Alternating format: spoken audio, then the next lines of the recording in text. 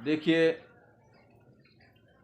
آج ہم لوگوں کے پاس جاتے ہیں اور انہیں سمجھاتے ہیں اور کہتے ہیں کہ بھائی دعوت کا کام کریے.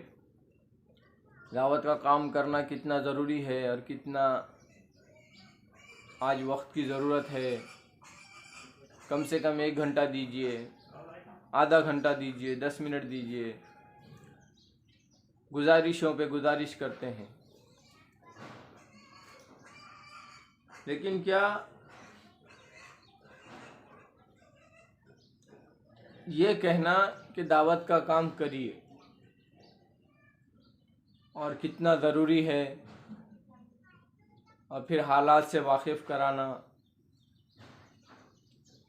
ٹھیک ہے یہ بات، لیکن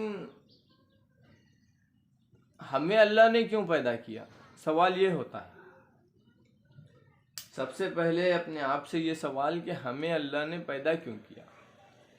کیونکہ دنیا کے اندر جتنی بھی چیزیں ہیں بے مقصد تو نہیں ہیں.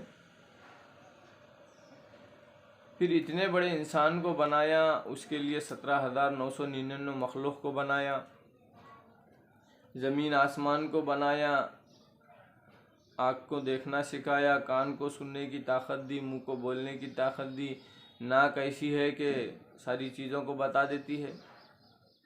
یہ سب دے کر کے ہمیں بھیجنے کا اللہ کا مقصد کیا ہے؟ اور اللہ کے نبی صلی اللہ علیہ وسلم کا معمول تھا کہ وہ لوگوں کو سمجھتے تھے.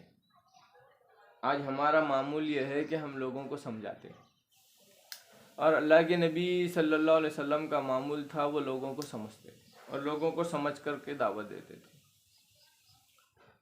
آپ صلی اللہ علیہ وسلم نے جب مکہ مکرمہ کے اندر دعوت کا کام چالو کیا اور دعوت دی تو یہ نہیں کہا کہ آپ اسلام کے دائرے میں آ جائیں گے تو آپ کی بادشاہت چلی جائے گی، بلکہ اللہ کے نبی صلی اللہ علیہ وسلم نے فرمایا کہ آپ اسلام کے دائرے میں آ جائیں گے تو آپ کے قدموں میں پوری دنیا آ جائے گی.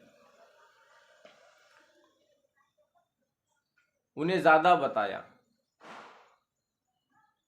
اور آج ہم جا کر کے کہتے ہیں کہ ہم اگر دعوت کا کام نہیں کریں گے تو ہمارے ساتھ یہ ہوگا، وہ ہوگا، وہ ہوگا. دیکھیے،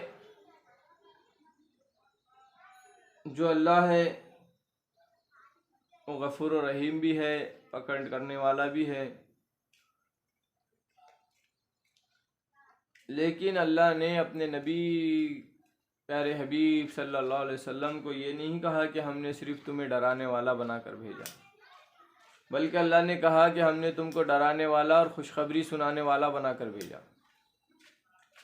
اب ہمارا معمول یہ ہے کہ ہم برادران وطن کو جا کر خوشخبری سناتے ہیں اور مسلمان کو ڈراتے ہیں.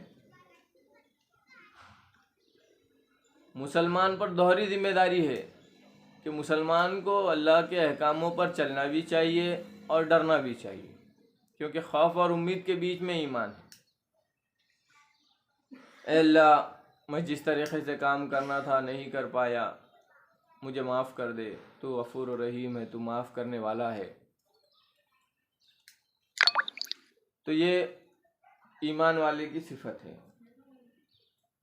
ہمیں بھی لوگوں کو سمجھنا چاہیے اور اس کے بعد جا کر کے انہیں دعوت کے میدان سے استفادے کے لیے اسے التجا کرنی چاہیے. لیکن ہم انہیں ڈراتے رہیں گے تو دیکھیے آج ہمارا حال یہ ہے، ہمارا اپنا حال یہ ہے کہ ہم نے اللہ کے عذاب کو دیکھا کورونا وائرس کی شکل میں، تب بھی ہم نہیں بدلے. جب دیکھے ہوئے عذاب سے ہمارے دلوں کے اوپر کوئی ضرب نہیں لگی، کوئی تبدیلی نہیں آئی، تو پھر کہنے والے عذاب سے کہاں سے آئے گی؟ بھئی اللہ نے ہمیں جو بھی چیز دی ہے اس کا شکر ادا کرنا چاہیے. شکر ادا کرنے سے نعمتیں بڑھتی ہے. اللہ نے ہمیں کلمہ دیا، اور جب تک ہم اس کلمے کی شکر ادائیگی نہیں کریں گے، جب تک شکر ادائی نہیں کریں گے، اس کلمے کی حقیقت ہمارے دلوں میں اترنے والی نہیں ہے. اور ہمیں چاہیے کہ ہم اس کلمے کی اصل شکر ادائی کریں، لوگوں کو کلمے کی دعوت دیں. بس ہم ذاتی بات نہیں کریں گے، کیونکہ ذاتی باتیں نہیں کرنی چاہیے. اللہ کے نبی صلی اللہ علیہ وسلم نے بھی ذاتی باتیں نہیں کی. مقصد یہی ہے کہ جو بھی چیز ہمیں ملی ہے اس کا شکر ادا کریں گے تو نعمتیں بڑھے گی، ورنہ نعمتیں گھٹ جائے گی. آج ہمارے پاس ایمان ہے، اگر ہم ایمان کی دعوت نہیں دیں گے تو کل اللہ ہماری حفاظت کرے، ایمان کی دولت چھین لے گا، لوگوں کو کھڑا کر دے گا۔ اللہ نے قرآن میں واضح طور پہ فرما دیا ہے کہ تم اگر میرے دین کا کام نہیں کرو گے تو ہم تم کو بدل ڈالیں گے۔ تم سے بہتر ہوں گے وہ لوگ جو اس دین کا کام کریں گے۔ تو بہتر یہی ہے کہ ہم لوگوں کا زیادہ وقت نہ لیتے ہوئے انہیں مختصر انداز میں یہ بتائیں کہ ہمیں پیدا کرنے کا اللہ کا مقصد کیا ہے۔ ہم آپ صلی اللہ علیہ وسلم کی امت میں پیدا ہوئے، امت میں پیدا ہونے کی وجہ سے، ایمان والے گھر میں پیدا ہونے کی وجہ سے ہمیں خیر امت کہا گیا، اور خیر امت کا مقصد ہے نبیوں والے کام کی ذمہ داری ہمیں دی گئی ہے۔ انشاءاللہ مستقل کام جاری رہے گا۔